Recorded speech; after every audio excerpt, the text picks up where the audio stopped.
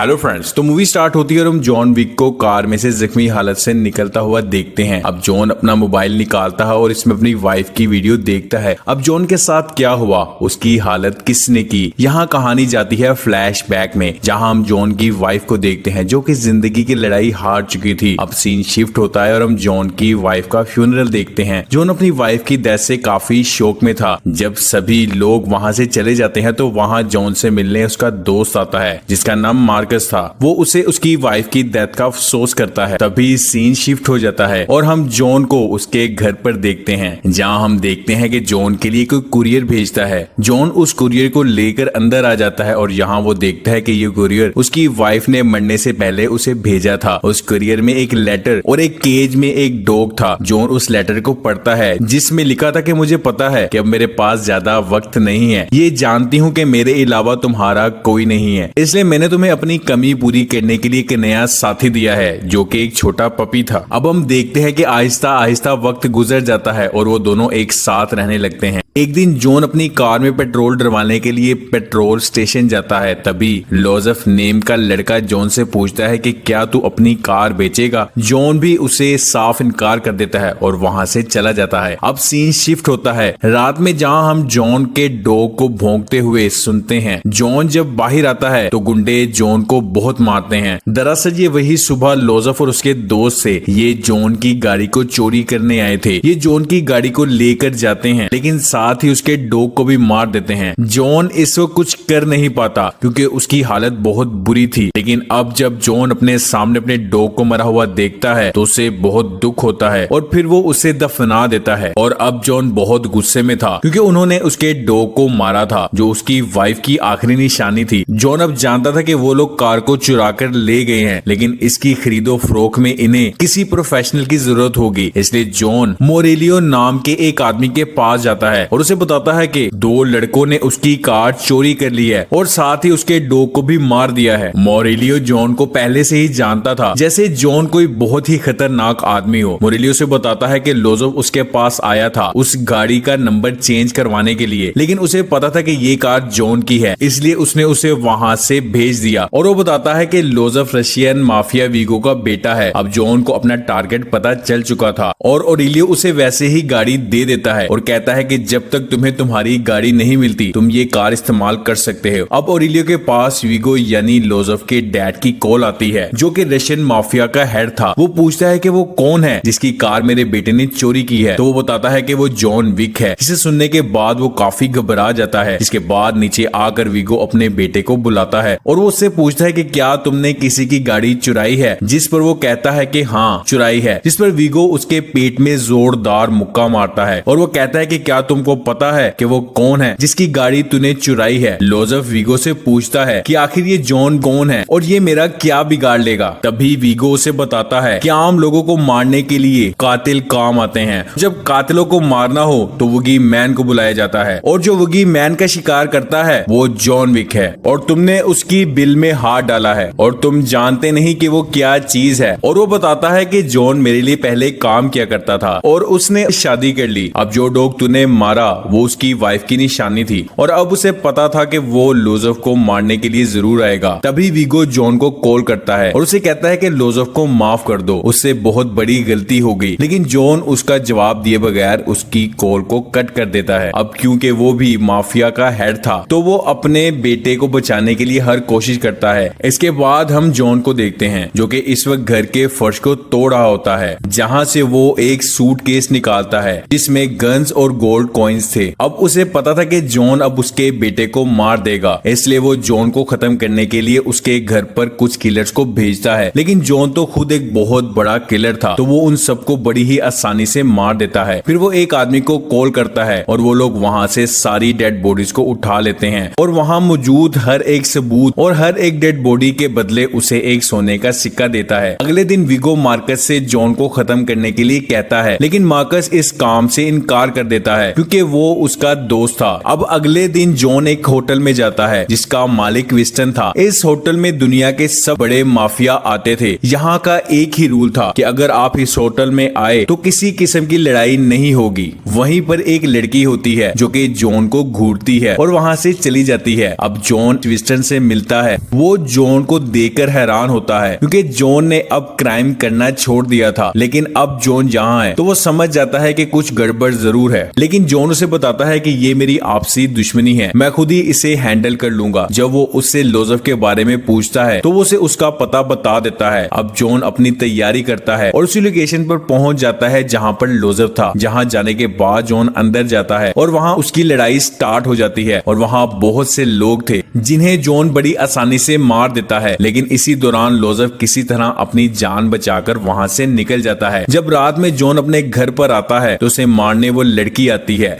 जो जॉन को घूर रही थी, लेकिन वो भी जॉन के सामने टिक नहीं पाती और जॉन उसे गन पॉइंट पर ले लेता है और उससे पूछता है कि मुझे कोई ऐसी बात बताओ जिस पर मैं तुम्हें छोड़ दूं। तो वो बताती है कि वीगो ने अपनी सारी दौलत एक चर्च में रखी हुई है और वो उसे उसका एड्रेस भी दे देती है। ये सुनकर जॉन अपनी पूरी तैयारी के साथ चर्च में जाता है और वहां पर मौजूद वीगो के लोगों को मार देता है और वीगो की सारी दौलत को आग लगा देता है क्योंकि उसे पता था कि वीगो अपनी दौलत से बहुत प्यार करता है और अगर उसके पैसों में आग लगी तो वो यहाँ जरूर आएगा। और ऐसा ही होता है। वीगो अपने पैसों को देखने के लिए वहां आता है। तभी जॉन उस पर फायरिंग स्टार्ट कर देता है, लेकिन तभी एक कार की टक्कर की वजह से जॉन नीचे गिर जाता है और बेहोश हो जाता है। जॉन की आंख खुलती है तो वो देखता है कि अब वो एक बंदी बना हुआ है और ऐसा वीगो ने उसके साथ किया था। वीगो कहता है कि अब भी तुम्हें वही पावर और जज्बा है जो पहले हुआ करता था, लेकिन तुम्हारी सबसे बड़ी गलती मेरे पैसे जलाना था। वो कहता है कि मुझे पैसा जलने का कोई अफसोस नहीं है, लेकिन उसके अंदर कुछ इंपॉर्टेंट डॉक्यूमेंट्स थे जिसे तुमने जलाकर अच्छा नहीं किया। वो कहता है कि मैं सारी चीजों को भुला सकता हूँ अगर तुम मेरे बेटे की जान छोड़ दो, लेकिन जॉन फिर भी नहीं मानता, जिस पर वीगो अपने लोगों के जरिए उसे मरवाने की कोशिश करता है। तभी हम देखते हैं कि वीगो के लोगों पर कोई स्नाइपर शूट करता है और वो शख्स मार्कस था और यहाँ जॉन वीगो के सभी लोगों को मार देता है। वीगो को पीछा करता है, उसे पकड़ लेता है और उससे उसके बेटे के बारे में पूछता है। यहाँ वीगो अपनी जान बचाने के लिए उसे अपने बेटे की लोकेशन बता देता है। वो यहाँ ऐसा इसलिए करता है क्योंकि उसे लग रहा था कि जहाँ उसका बेटा था वहाँ हाई सिक्योरिटी है और वहाँ पहुँचना जॉन के लिए नामुमकिन है। लेकिन जॉन के लिए किसी को भी मारना नामुमकिन नहीं था। वहाँ पहुंचकर जॉन सभी लोगों को मार देता है और फिर आखिर में लोजेफ को भी मार देता है। लोजेफ की डेथ के बारे में वीगो को पता चल जाता है और तभी वो सबसे पहले मार्कस को मार देता है और फिर जॉन को कोड लगाता है और उसे मार्कस की मौत के बारे में बताता है और वो बताता है कि उसकी लाश तुम्हारे घर पर है। जैसे ही जॉन अपने घर पर जाता है तो उसे वहाँ मार्कस की लाश मिलती है, जिसे देखकर अब जॉन को और भी ज्यादा गुस्सा आ जाता है। अब वीगो जानता था कि मार्कस की मौत के बाद जॉन उसे मारने के लिए आएगा, इसलिए वो शहर को छोड़ने की कोशिश करता है। लेकिन विस्टन तो कॉन्टिनेंटल होटल का मालिक था, उसे हर चीज की खबर थी। वो जॉन को वीगो के बारे में बता देता है। अब जॉन उसका पीछा करता है, जहां एक बार फिर जॉन की फाइट होती है जिसमें वो वीगो के सभी आदमियों को मार देता है और आखिर में वो मार्कस की मौत का बदला भी ले लेता है और यहाँ वो वीगो को मार देता है। लेकिन इसी दौरान जॉन काफी जख्मी हो चुका था। अब जॉन एक स्टोर में जाता है और वहां से कुछ मेडिसिन लेता है ताकि वो अपने जख्मों को ठीक कर सके। लेकिन उसकी नजर एक डॉग पर पड़ती है। जॉन उसे अपने साथ रख लेता है और इसी के साथ इस मूवी का पार्ट 1 खत्म हो जाता है।